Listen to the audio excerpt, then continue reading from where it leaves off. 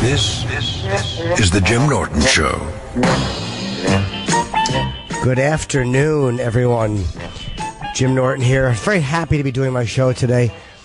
We had fun today, Opie and I, and we had Jim Florentine in, and Tom Sizemore came in. And we'd had Tom on once before, and we had an amazing time with him. Bob Kelly was there. And the last time Tom came in, he and I had a bit of an uncomfortable encounter. I wouldn't say it was an argument. It was just he was on edge. Turns out he had relapsed and was just kind of getting sober again and was just a little defensive. And, it was an unpleasant interaction, but he did call me later that day. And we texted, and he said, "Hey, man, I'm really sorry." And, it was fine.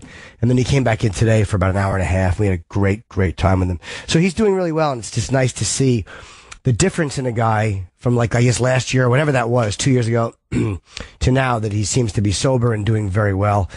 And just a really great actor. So we had a good time with him. And I went on a Tinder meeting before my first meeting from Tinder. I met a girl, and it was nice. We just went and had coffee. We spent about 40 minutes together. And it was just, because she was local. I don't know if it'll go anywhere. But, we just talked about kids and stuff like that. And I ate chicken soup, and she had cappuccino and a bib salad. And then we said goodbye. And I'm like, all right, I guess I'll walk you out. And she's like, I'm going to go to the restroom first. So she either had to go drop a deuce or she was meeting somebody else. So I guess that was my afternoon. Let's see here. Josh in Michigan, your wife joined a pyramid scheme. I hope you said pyramid. I hope that's not a misspelled period scheme. Causing problems. Uh-oh, what's up, Josh? Hey, Jimmy, man. Big She's fan. trying to sell you fucking Amway cleaning products? Oh, no. Same type of shit. Get skinny quick, all this herbal stuff, mix up drinks. It's called It Works or whatever, but she made a little money right out of the gate, so now I can't get her off this shit. It's just getting deeper and deeper down the hole for her, Well, what is she doing that's fucking you up? Is she causing you guys money, or is she annoying all your friends to buy stuff? Annoying every single person we run into with this garbage. No, she makes money. It's not a money problem. Just you're embarrassing the hell out of me, Yeah. Got every single person, and she's got it smeared all over our car now. She's got a big SUV. Everywhere we go, it's got her name, phone number, website, and doesn't really bother me because I don't really hang out with her, I'm doing my thing all week, but on the weekends, I wonder, it's driving me nuts. My nephew, who's 20, just started with Amway. My sister, excuse me. Why is it whenever I come on the air, I have to fucking clear my throat? What a non-broadcaster. But my sister said, can you talk to him? And now I don't have any personal experience with Amway, but, I've heard mixed things about it. And, just speaking of pyramid things in general, I think Amway does cleaning products. I don't know. But, I've heard people who've had a rough time with it. And I never recommend that type of, because I went to one years ago, a meeting of one of those things. It was not Amway. It was something else. And you have to go annoy all your friends to buy this shit in order to make money. And it's like the money is passed up or whatever it is. It's just a really annoying way to exist. I fix cars for a living. I own a garage. And I think she was kind of like, well, you do work and your friends come to you for shit. Yeah, they're coming to me. I don't go to parties and say, hey, everybody, listen to me. I got cards for you. Come on over, get your fluid changed, blah, blah, blah. Yeah. And people even ask me, I'm like, hey, I'm not at work right now. I don't really want to talk about it, Whenever you get involved in a pyramid, I don't want to say scheme, but that type of a business model, let's just say, whatever it is, everyone around you wants to cut your throat because it's enraging because you're talking to them to make money. Has she had a career before, or do you guys have kids and she hasn't worked? Well, she had a career before we had kids, so she probably misses that a little bit. Yes, this is her chance to do something from home and kind of make some cash or to feel like she's contributing and keeping busy. She probably doesn't just want to be a mom. She wants to have something else. But tell her to do something else. Because how much did she make at first? Well, the first couple months you don't make anything. She's making about $600 a month now, So for $7,200 a year, she's going to fucking alienate everybody? Come on. Yeah, exactly. Well, it might get better, Okay, well, every weekend, I'm with the kids. I love them to death. I love my kids. But I'm there by myself like Mr. Mom, driving me nuts. And, she comes home late after all these seminars. Great, I get to fuck you, and then we go to bed. Whoop-de-doo. I had to spend all fucking day with these kids. playing goofy games and everything, which I love, but 24 hours a day, every weekend, and then I go back to work on Monday, kiss my ass, get rid of that She shit. probably wants to feel like, well, now we're both contributing equally. Like, you watch the kids, and I go out to work, and then I watch the kids while you go out to work. You know, it's just one of those things. She probably wants to equal it out. And it's probably not even about the stupid products. It's probably just about feeling productive. I kind of respect the fact that she wants to feel productive and not just like a lump, and she wants to do something, but that's a shitty, you know, I mean, I don't even know if I could fuck somebody who was trying to sell me herbal products. I could, but it would be a lot harder, and I would be annoyed if they're trying to sell them to our friends. You know, just put the math in front of her and go, look how much money you're making a year. It's a noble thing, but just do it online or go to the mall. Stop bugging our friends with it because it's irritating. Yeah, no shit. Inviting them over to go to your fucking seminar with you or have a vendor event at the mall. Your friends don't even hang out with you anymore. You know, yeah, exactly. Nobody wants to go over to their buddy's house and have their wife sit down with cards about herbal. Would you be offended if she said that she wanted to perform oral sex for some money? Why don't you suggest that to her? Say, look, when my friends come over, I'll let you blow them in the bathroom for $200. That'll be a more dignified way of making up $7,200 a year. Yeah, man, that actually would be. It'd be less embarrassing. Like, yeah, she's a whore. You can deal with it. You know, move on. And then... Yeah, sorry to hear that, brother. I would just, tell her to find something else or suggest she finds something else, because that's a fucking... None of your friends want to be involved with that shit, and they're going to start avoiding you. Right on. Thanks a lot, Jimmy, man. Love it. See you, man. Take care. Let's see. Dan in Chicago. What's the best way to start talking to a transsexual gal? What's up? Hey, man. How's it going? Hey, buddy. Where do you mean a transsexual gal in general or one in particular?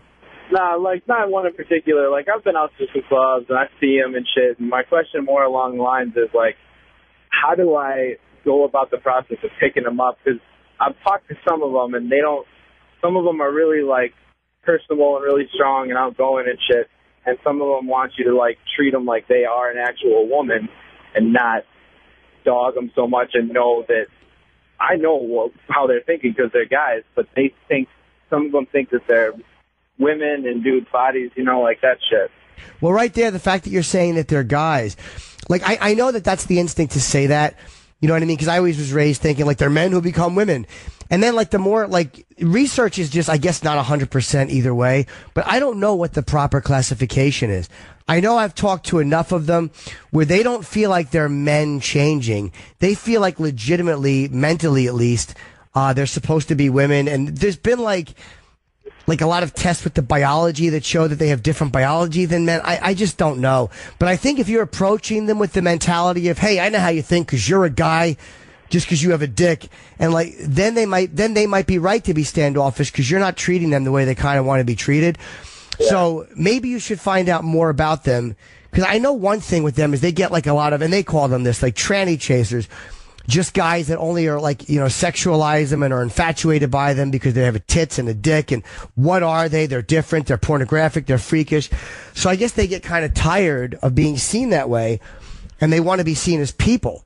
Like, you know, that's the thing about Bailey J, I think, that has opened up so many people's eyes because, like, yeah, she's really pretty and passable. She's very pretty and passable. And she has a big penis, so it's like, wow, fuck, I never thought I'd like to.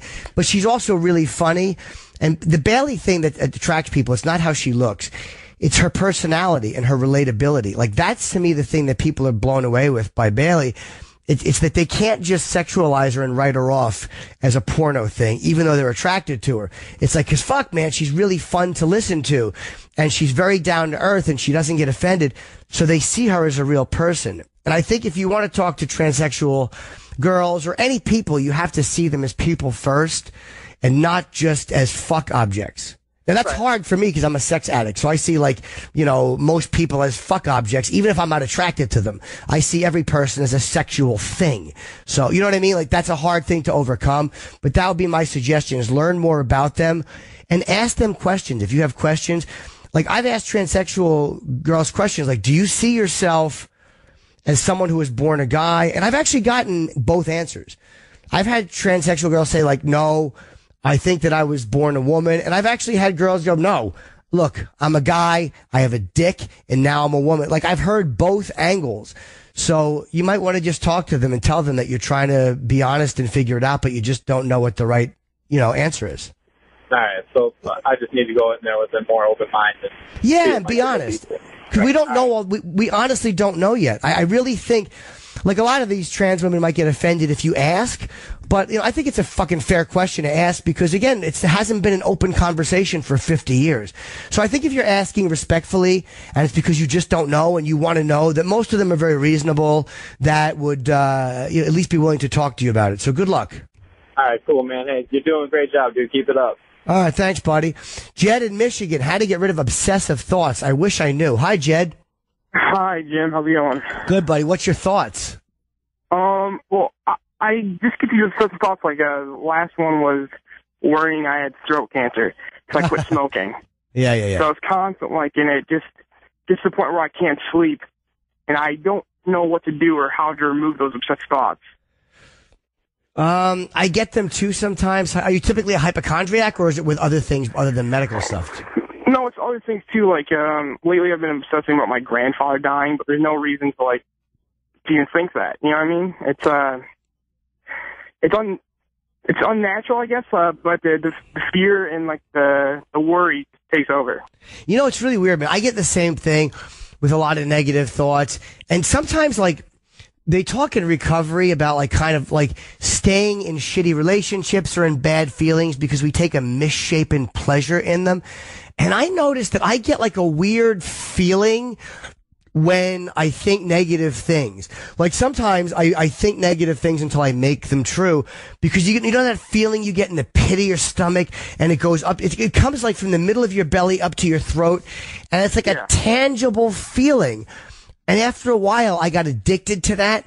And I think that negative feeling, that panic, that misshapen pleasure I can get out of something is a real tangible thing. So a lot of times what I have to do to stop thinking about shit is to do other things. Sometimes positive things that I do will take me out of my shitty thought process. Like, it sounds corny, but working out has helped at times, because it's kind of hard to focus on negative stuff when I'm listening to music and working out. Maybe change your routine a little bit and do something positive. Because that negative stuff, like, I get, but if I know why I'm doing it, half the times I'm doing it, dude, like, I don't know if you're OCD or not, but half the times I'm just doing it because I'm addicted to that shit feeling between my throat and my stomach. Okay. And I'm not OCD, but yeah, I get compulsive with negative thoughts, so I completely understand that. Thank you. All right, buddy. Good luck. Thanks. You silly goose. John in New Jersey, your girlfriend won't suck your pecker. God bless you. What's up, John? Hey, Jim, how are you? Onion bag in New Jersey. What's up, buddy? Yeah, I'm a big fan of fellatio. Sure. Very important to me. And, absolutely. As it should be.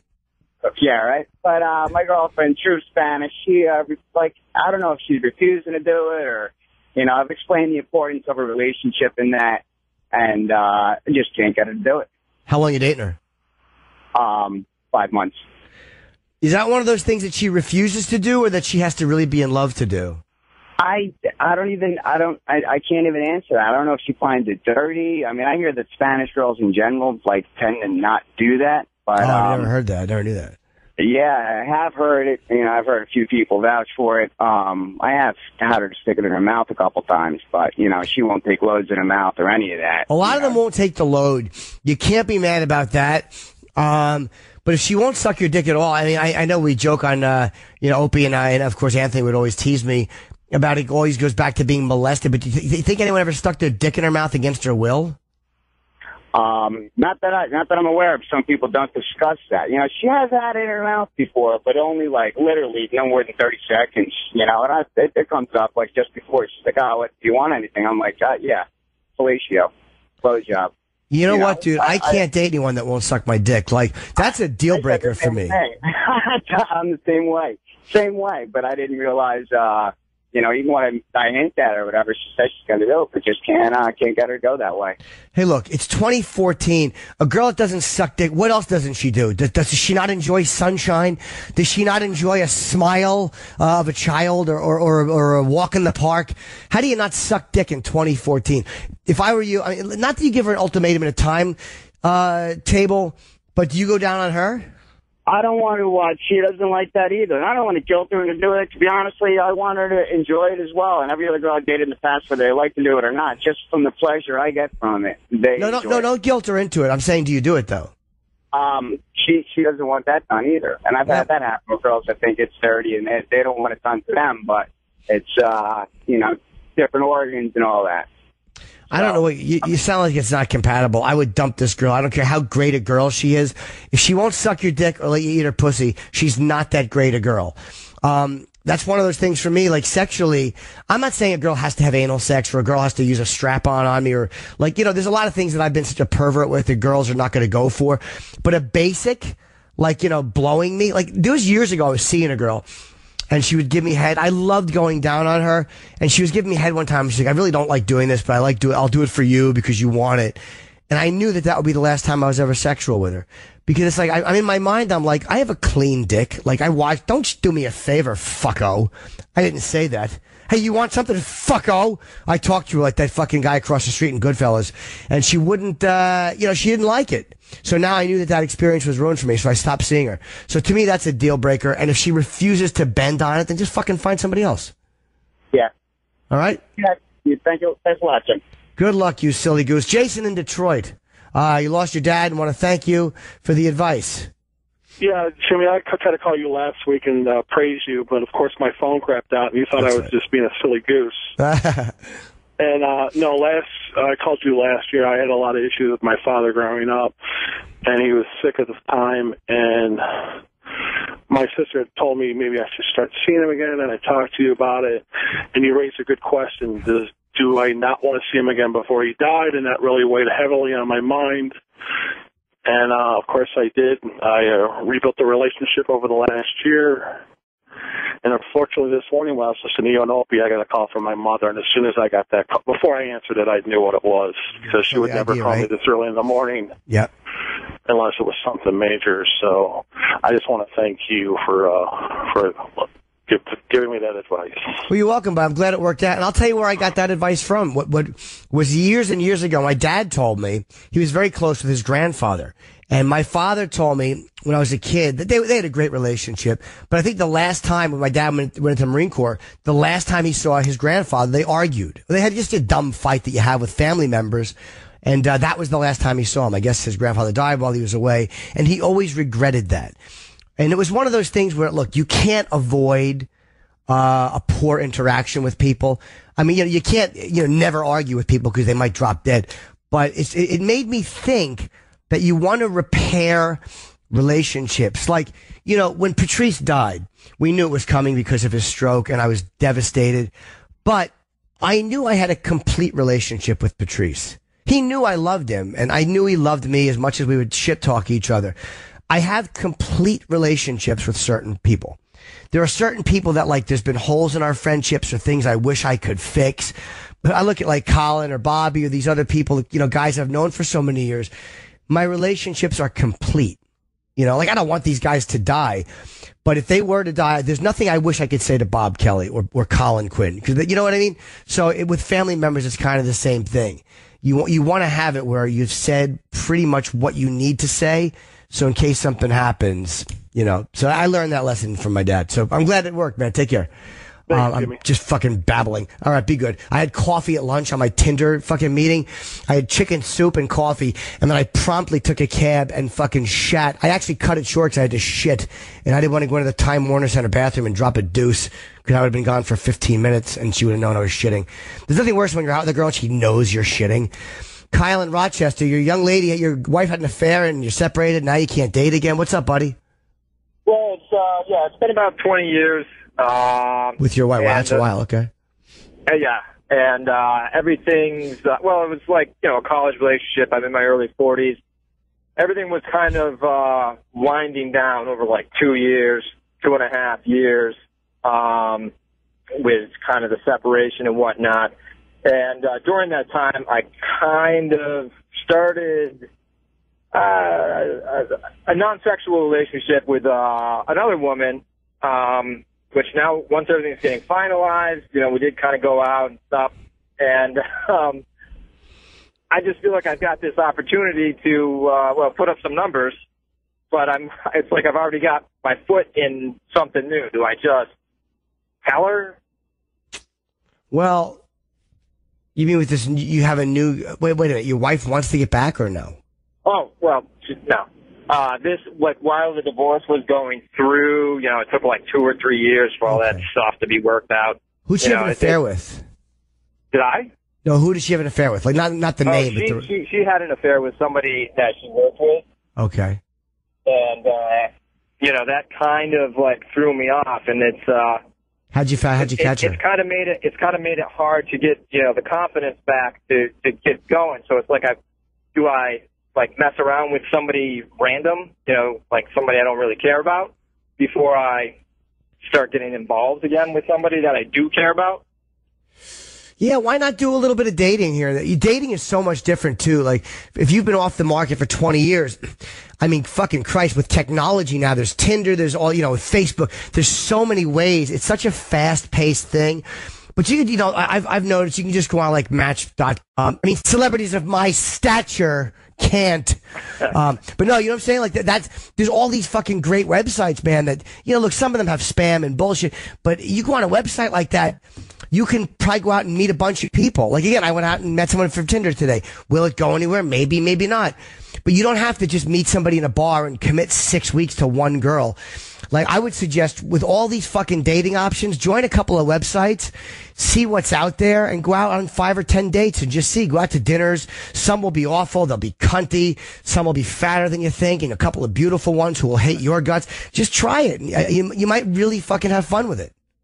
So you've tried, the Tinder's new for you, am I right? Very new for me. But I mean, right. Again, I'm lucky I'm in a position where I'm in a job in the public. I get to meet people after shows. I get to meet, I have my job is very not typical. So, people will email me, hey, I love the show today. Or, I'll have these weird interactions with strangers that most people don't get to have because they don't get randomly emailed or Facebooked or, it's just, that's, just the luck of my career and the fact that I have a job in the public eye.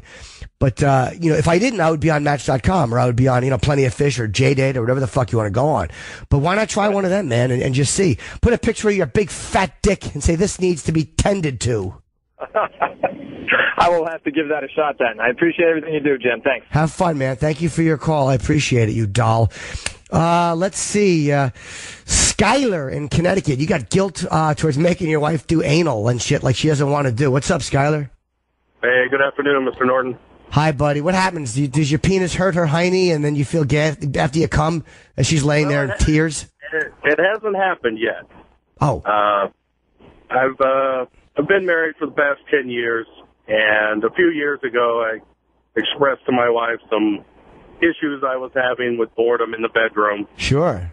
And at first she didn't take me seriously, or it was, get over it. What you're getting is pretty damn good. You should be lucky, blah, blah, blah. Oh, boy, a little arrogant there, huh? Yeah. Earlier this year, she found that I was seeking some attention online for these things, and now she's changed her attitude that now she's willing to try some things, but I know it's not what she wants. She's just doing it to try to save the marriage. Yeah, and I feel really guilty of trying to move forward with that. Man, I look, I know what you mean, because I just talked about an example. If a girl didn't want to suck my dick, I didn't want to be. But you're married to someone, I think it's a much different level. Like, I had no commitment with that girl. Like, I wouldn't have done anything she wanted to do either. Like, you've probably made a lot of sacrifices in the marriage. With me, it was a very surface level thing. I'll eat your box, you blow me, and I'll fucking, we'll listen to Ozzy CDs until you get tired and leave. This is like 2002. So, in the marriage, I guess there's a whole lot. You guys have kids and stuff? We both each have kids from previous that are older and, getting ready to move out and stuff. I don't think there's anything wrong with if you're asking your spouse to try something horrendous or that's going to really hurt them, but a little exploratory stuff, I don't think you should feel guilty about. You ought to give it a shot and just see how it works. Because, you figure the marriage is going to over. You're bored. You want to go out and fuck other girls. You're already online looking. So both of you are going to get hurt either way. You're going to go through a divorce and have to go through all this. Or at least if you decide to do a little bit of anal and stuff, then if you both walk away, you'll go, fuck it, man, we tried it. She didn't like it in the shitter. I didn't like hearing her scream like I was strangling her. So it was better we just, we left. And she'll always feel like, hey, at least I gave up the balloon knot and he left. At least I tried it. You might be saving her from a whole lot of fucking guilt too if you get divorced. Because this way, if you try it and you split, she'll at least go, fuck it, I tried it and he, we had to separate anyway. You know what I mean? Okay. So if you're going to get divorced over it, it's not like you're asking, like, look, I want to smother you to within an inch of your life with my ass. Like, that's unreasonable. Yeah. But wanting a little bit of variety is pretty normal after 10 years. Okay. Or ask for something, you know what you do? Ask for something extreme and then work your way down to anal. Say something like, I want you to fuck a dog. And she's like, what? Go, yeah, I want you to let a dog fuck you. She'll go, no. And you go like, no, I just want to have anal sex while a dog fucks you. And she'll go like, well, I'll have anal sex with you, but no dog is fucking me. And go like, all right, leave the dog out. Like, make it look like anal sex is the best of the options. I tried that. It didn't work. So. All right. It'd be sucked if she took the dog and said, no ass fucking, but bring the pooch. All right. Well, I would say try it, my friend. All right. Or I wanted to cuckold and watch her fuck a black man, and she's an incredible racist, so I knew that would scare her. So I thought anal would be very normal after that, but it didn't work. I understand. So. Good luck, man. Thank you. All right, Pat in California. You keep cheating on this gal, and you feel guilty. What's up, Pat? Hey, Jim. How you doing, man? Thanks for taking my call. Hi, buddy. Yeah, I've been with a girl for about 5 years now. Early last year, she called me, fucking having conversations online. Smoothed it over. And then since we've gotten engaged, bought a house, and then now I find myself again going online, trying to look for something different. And the problem is she's total package, fucks like a porn star, cooks, cleans, the whole nine. How long you been with her? I'm sorry. 5 years.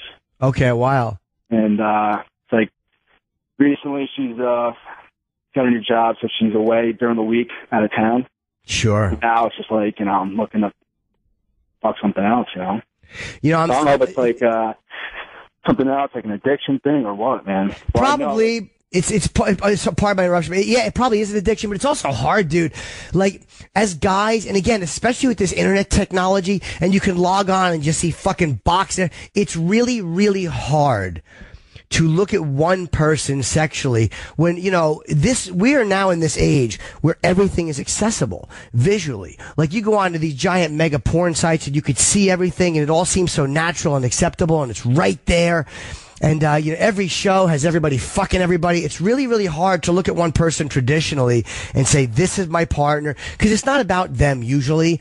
Like, I've cheated on girls who are horrible fucks, and I've cheated on girls who are amazing fucks. Usually it's about my selfishness. Like, if I'm gonna cheat, I honestly, I should leave the relationship. You know what I mean? Instead of lying to somebody, cause I don't like to be a liar. Like, would you steal money out of your girlfriend's purse? Absolutely not. Like, you know what I mean? Like, you wouldn't hurt her. Would you badmouth her to her coworkers? No, you'd probably be very protective of her. Right. But in this one area, you're very comfortable, in a way, silently humiliating her and selling her out for a nobody. You're basically, when you're cheating with some skank, you're selling out a great girl for a nobody. And I've done that too, and I also felt really guilty about it. So I have to make a choice sometimes, and I make the wrong choice, which is, do I want to be a selfish motherfucker and sell out this person who's legitimately great? Because you will lose her eventually. Like, the thing that tempts us so much, all this online perversion and pornography, is the same way we get caught. We get caught texting. We get caught because of fucking iCloud. Same way Jennifer Lawrence's photos and, all these photos are hacked. That's how people's text messages are hacked. Or you send somebody a dirty text and it pops up on their fucking boyfriend's iPad. There's a million ways to get caught. The fucking emails. Yeah, technology, it gets us laid and it gets us caught. So if you're willing to lose her, keep doing it. But if it's making you feel bad, maybe examine the reasons why you're doing it and realize, because you know what I mean? Like, chasing that high, I spent 45 years chasing that high and I still can't get it. Like, 1 out of every 20 experiences gives me that newness. The other 18 or 19 are shit. Same old thing. I feel guilt. I feel regret. I'm bored. So it's like, why sell out a great person and risk it for nothing? Maybe, do something else. But it's easier said than done, man. It's really hard. Yeah, Maybe last stop time watching. It was so fucking bad. Like, I was like, I'm never going to fucking do this again because it was the worst fucking feeling seeing her like that. It was brutal. And then, like, a year later, now I'm like, fuck it. You know, this chick wants to meet up tonight and blow me in the backseat of a car. It's like, man, I really want to fucking do that, you know? Think it through, man. Awesome. Think it through. Sometimes with a drink, they say think it through. Think it through carefully past the load of her catching you, of her, how much you're going to hurt her and you're going to lose her. And the blowjob in the car might be toothy. The girl might have bad breath. It might not be as good. Her boyfriend might track her fucking phone and follow you there. There's all kinds of crazy, unpredictable shit that happens in these situations where sometimes it works out and there's no problem. Other times there's a major problem. So, it's not worth blowing the relationship for. And I'm not preaching to you morally. It's just reality. It's just not easy to do. I mean, it's not worth doing, I think it's like an addiction thing, Yeah. All right, buddy. Good luck. All right, my friend? All right, take care. Let's see here. Frank in the Bronx. Oh, no. Married with kids and your side girl got pregnant. Your wife has no idea, but you want to keep the kid with your girlfriend. Frank. Oh, boy. What's up, Frank? Frank was better. What's up, buddy? Hey, Jimmy. How you doing, pal? Good. How are you, Frank? I'm good. I've been banging this broad for a couple of years on the side. I've been married for about 15 years. And how many kids? I have 2 kids, and they're great kids, and my wife's great, but I've been banging, sleeping with this girl that I like a lot, and she's pregnant, and she's like 20 years younger than my wife, and I wanted a 3rd kid with my wife, and now I got this little Chinese girl pregnant, and I don't know what to do. I'm not in love with her. I'm definitely not in love with her, but I know that this might be the last chance I could have another kid. I want another kid. But can't you just adopt one? I guess so. I'm only asking you that because do you love your wife? Like, do you want to get divorced? I don't. We have such a great thing. That's what I'm worried about. And when I say a great thing, I'm talking about we've been through a lot together. I had some issues when I was younger, and she stuck through and all that. But there's something about this crazy girl that's driving me. She's just all I think about, and it's crazy. And I don't know. Do you want to keep her to trap her? I'm sorry? Do you want to knock this girl up? Do you want her to keep the baby just to trap her, or so she can't eventually leave you? Like you'll always. Do you just want to do it to always have a connection with her? I thought that would be the case, but I don't love her like that. I love my seed in her. I don't know. It's a really crazy thing. I feel like maybe I should have this kid with her because it's my kid and God wants it that way. And then I realize I'm doing everything God doesn't want me to do. And I'm cheating on my wife, Yeah. It's a tough fucking thing. It's just crazy. And I feel like I'm going to ruin like 3 different worlds. Her world, because she's got to tell her parents she's pregnant. My family's world and my kids' world. So it's like I'm killing everybody with one stupid decision. And your world, hers, yours, your wife's, your kids. Like, the thing is this, too, that girl, you're not going to be able to live with her, so she's just going to be a single mother. Like, you might help out financially, but you're not going to be there for the kid like a real dad. That kid's going to know that his mom just got knocked up by some guy who didn't want to stay there. Like, I wouldn't say that's the most ideal situation. Personally, I would panic no matter who got knocked up. But if I were you and she wants to get rid of it, again, I the right to lifers probably want to choke me for that, but I don't know, man. I would have a hard time suggesting someone keep a kid in that situation because it's going to end badly. She's got a great job, and I think it's only been a couple of months, so I'm thinking that we're probably going to end up doing that.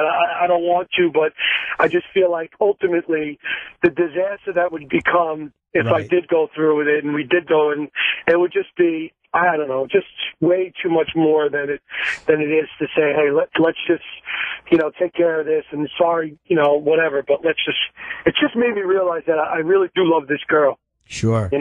Well, you just said you don't love her necessarily. No, I mean my wife. Oh, I'm sorry. Okay. Yeah, I don't know, man. I've never knocked a girl up to my knowledge. I have very, very good timing. Either that or I'm a fucking sterile zilch. But I just think you're asking for a whole shitload of trouble, man. That's a whole other world of stuff, and your wife will be devastated. Your kids will fucking hate you for it. It's like it's not worth it. Thanks, Jimmy. Be good, my friend. Good luck with your potent bag. Jesus, you have good shooting. Kelly in Austin. A young Kelly dating a young lady dating a 24-year-old. You're 36. He always wants to dump on your face. Hey, Kel. Hey, not dump. He likes to come on my face. No, I meant to dump. I meant a load. I didn't mean shit. Sorry, I was using sexy terminology. I meant dump like semen. So, he likes to, when you're giving him head or when he's having sex with you? No, it's like constantly. Like, he just thinks it's this really cool thing, and I don't know. It's kind of annoying. Like, I don't understand why it's exciting, and also it stings my eyes. And well, close them, you silly goose. Hold on, close your eyes. What are you opening your eyes for? What's the matter with you? Well, because I'm like, I don't know, trying to prepare for the hit. Like, yeah, true. And he gets this twinkle in his eyes, like, and he doesn't even ask. He just all of a sudden I know, like, he's about to try to do this to my face. Have you talked to him about it? Yeah, and he's just like, I think it's really cool. Well, I'll tell you what it is. He's 24. He's raised with a computer. He's been watching porn his whole life, even more than people. And that's what they do in porn. It's sexy. He doesn't say, like, when he's coming on your face, he doesn't say, take that, you. Does he say anything harsh? No, but he's asked me to call him the N-word before when he's doing it. Is he black? No. He's white and he wants you to call him a nigger while he's, what? Yes, it's really weird, I think, right? I mean, that's really bizarre. But I think it's weird. Is he into interracial porn or something? That I don't get at all. Is he trying to be degrading to you? Like, he thinks that would be degrading for a black man to come on your face? No, I think he thinks it's degrading to him, so it makes him feel better. I don't know, because he's doing something. I've never, and I'm a dirty guy, and I've come on faces. You bet I have. But I've never, racial play has never come into it for me, especially with someone from my race. Like, I don't quite, if a white girl was telling me how much better a black guy was in bed, I've had that. Like, that could be hot, because that's a little humiliating. Does he want to get into cuckolding stuff and talk about that, you think? I don't think so. I don't know. I mean, I took him to a fetish party recently, and he really wanted to do everything, like, in front of everybody, like, instantly, like, exhibitionist. And it was his first fetish party, It's probably porn influence. That sounds like a heavy porn influence. Yeah. But is it really that bad when he comes on your face if he doesn't get it in your eyes?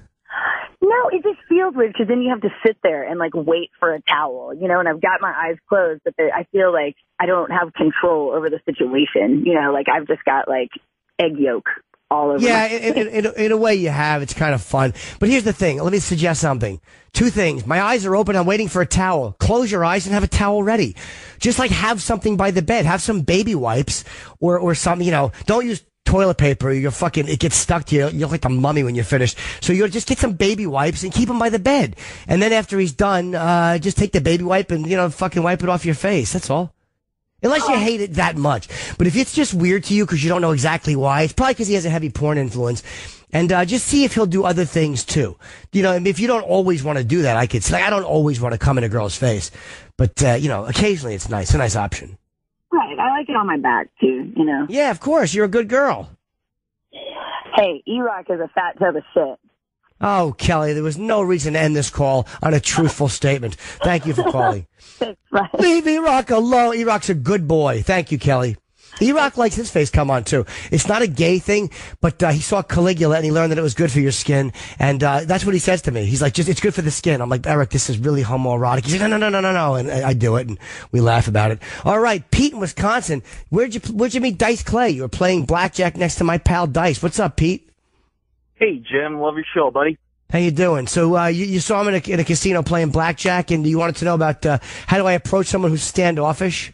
Yeah, we were down at the Golden Nugget in Vegas, and we were in the high limit room together. He was at the table next to me, and, you just caught that vibe from him. He wanted to do exactly what he was doing, be bothered by no one, and, I respected that, and yet you listen to your show, Opie and Anthony, and he's on the show, and you get this camaraderie, like we're all sitting around a table and you have this feeling like, I could really relate to this guy. I could make this clever statement and, we could hang out, but then you just respect his wishes to be what he's doing. And but I've been playing it over in my head going, man, I wish I would have went up to him and just said something, even though you just got that vibe.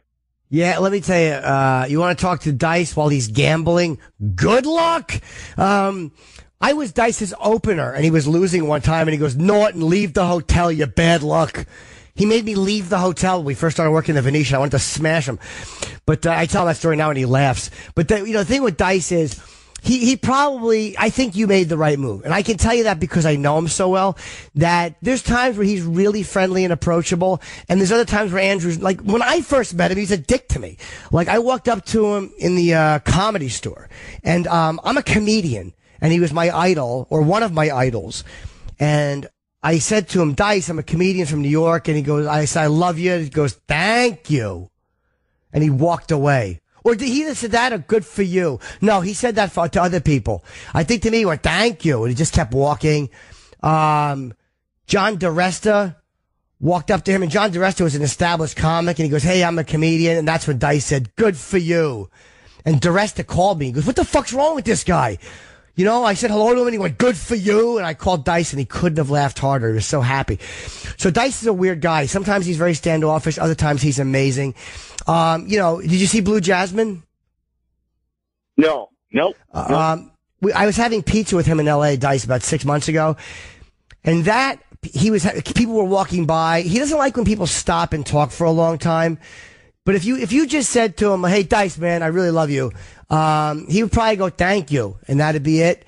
If you said, hey, man, if you meant it, but if you saw like Blue Jasmine, because he was very proud of that role and he was really good in it. But people that were walking by going, man, you were terrific in Blue Jasmine. He was like, oh man, thanks. Like, it really meant something to him as an actor because he has this reestablished acting career going now. He's very happy about that. So I also think it depends on what you compliment people on. If you walk up and you go, hickory dickory dock, he's going to want to take off his glove and smack you with it because he's been hearing that for 25 years. So, it's not that he's unfriendly. I just think that for so many years, he attracted so many guys that would just say dumb shit. Guys that would just walk up to him and go, she's a hooah, And, right. He's an older gentleman now and he's got kids that are grown up. And how many times can you hear that? He's a mellower guy now. He just wants to say hello. So, next time say hi, and if he blows you off, he blows you off. But don't take it personally. I've been blown off by the best of them, my friend, okay? Perfect. Thanks, Jim. Take care, buddy. Be good. Angeli, been in a relationship for a year, and the guy wants to take the next level. 4 days later, he broke up. Uh-oh. What's up? I was in a year relationship, and everything he told me was unprovoked, that he wanted to be with me, and then 4 days later, he was like, dropped me like a sack of potatoes. Wow. I just didn't see it coming, and I was just trying to figure out why didn't I see it coming. Okay, let me cover the basics. Did you get really fat in 4 days? Did I? No, sorry? I'm kidding. I'm kidding. I said, did you get really fat in 4 days? I'm kidding. It was probably nothing to do with you. Maybe what did you say when he asked when he said he wants to take it to the next level? What did you say? No, it wasn't that he asked me to take it to the next level. It's like we were going like it was going to go to the next level. Like talking about, I want to be with you next year. You're going to be with me at this time and place. But then like 4 days later, he's like breaking up with me and never looking back. Maybe he just panicked. Sometimes people panic with the commitment. Other times they just flake. There are times where people just flake. And no matter how much examination you do, you'll never know why. There are times where they just flake. And I went out with a girl to lunch a couple of times, to dinner a couple of times in the last year. And I liked her like 2 years ago when I met her. I was fiercely attracted to her. And now she has a boyfriend. And she just wasn't into me like that. And I would go out with her that I wouldn't hear back from her for a month or two. And it would really hurt my feelings because I really liked her. I don't know why. When we would hang out, I'll be like, what an amazing connection we had. I know she likes me. It just wasn't there. Not saying she flaked. We weren't dating. But sometimes that happens where it looks like things are one way and then all of a sudden they're not and you just can't figure out why. So, maybe you'll never know. But the way I look at it is it's better it happened now. If a guy's going to flake on you like this, better it happens now than 4 years into the relationship. Like you dated him, he indicated something, and you saw that maybe emotionally he wasn't to be trusted, or he was maybe immature, or he panicked, or maybe he cheated and felt guilty, whatever it was. But if he moved on, then there's nothing you can do about it. So just, either maybe send him a few threatening emails, threaten to kill his new girlfriend. No, I'm kidding. Just chalk it up to the fact that... I don't want it to happen again, so how do I not pick that kind of guy. You're never going to be able to guarantee that stuff doesn't happen. You know, if there was no indications before, if deep down you look at it like, wow, here's what I would suggest. Go through the relationship in your head and go, were there indicators? Because a lot of times I see indicators that I don't want to see, so I pretend I didn't see them. And then all of a sudden I'm fucking like, oh yeah, I saw that red flag. That's right. I said I didn't want to watch what she wanted to watch, and she threatened to cut herself. You know, like, I always know that there's something wrong, but I ignore it because she's hot, or she's a great fuck, or she's funny. So a lot of times I ignore stuff that I shouldn't ignore. Like a girl that I really liked, we have no sexual compatibility, but I really like her. And then, 8 months in, I'm like, I don't want to fuck her, but I have to look in the mirror and go, hey, dummy, you knew you didn't want to fuck her before you dated. So next time, look at the signals early and listen to yourself, because there was probably some indicator you had early on that either he was full of shit or that it wouldn't go forever. And then when the good signals came, you're like, oh, okay, I'll believe these instead of my gut reactions that I had early on. Okay. All right. Thanks. I just started listening to y'all in the mornings, and I really enjoy it. Well, thank you for supporting us, and I hope you heard Tom Sizemore today. He was quite fucking delightful. Thanks. All right, be good. Bye, Anjali. What a sexy name. Mike in Canada loves eating cooter, but married 20 years. Your wife likes it, but not as much as you like giving it. Any advice, Mike? Yeah, that's right, Jimmy. Jimmy, it's his football one thing. You're the man, Jimmy. That's why I'm calling you. Okay. Thank you. Thank you. Yeah, but that's something we started doing a long time ago, and it's just petered off to nothing. And I absolutely love it. And actually, today's our 20th anniversary, and I still have this craving to just fucking do it somewhere else and get something different. That's how much I enjoy it. When you eat her pussy, do you eat it the same position every time? Mike? Yeah, you're there. I lost you. I'm sorry, Mike. Do you do it the same every time, or do you switch it up, and is she able to come? Oh, absolutely. God, that's how she comes. She gushes like a fucking fire hydrant, and I'm not bragging, okay? Right. She's a squirter? Oh, fuck, she's a squirter. Does she not like the cleanup after? Is that what it is? No. No, when we do it, she only started squirting and gushing about maybe 3-4 years ago, but she's always orgasmed that way for like 20 years. That's how she orgasms. Okay. And she's got more and more into it. But seriously, over the last 3-4 years, it's always like, I'm not clean, the kids are in the next room, whatever. Just excuses left and right because we're getting older now, and I'm still 19, 20 years old in my head. You got to make sure she knows the I'm not clean thing. Just go in there anyway and fucking clean it for her. I would only suggest telling somebody, look, this is really important to me. I love doing this to you. Just that's, all you can do is just keep telling her how much you like it. Cause I don't, if you're doing it right and she comes, I don't know why any woman, hey, does she always gush on her side of the bed? No, she usually gushes all over my chest because I'm down there. Oh, okay. Because I'm saying she may, believe it or not, she may hate sleeping in that wet spot. That may drive her nuts. Or maybe she just doesn't like the whole process of cleaning what she thinks is piss out of the bed. Try laying something down and seeing if that makes a difference. She might be more annoyed by that than you think.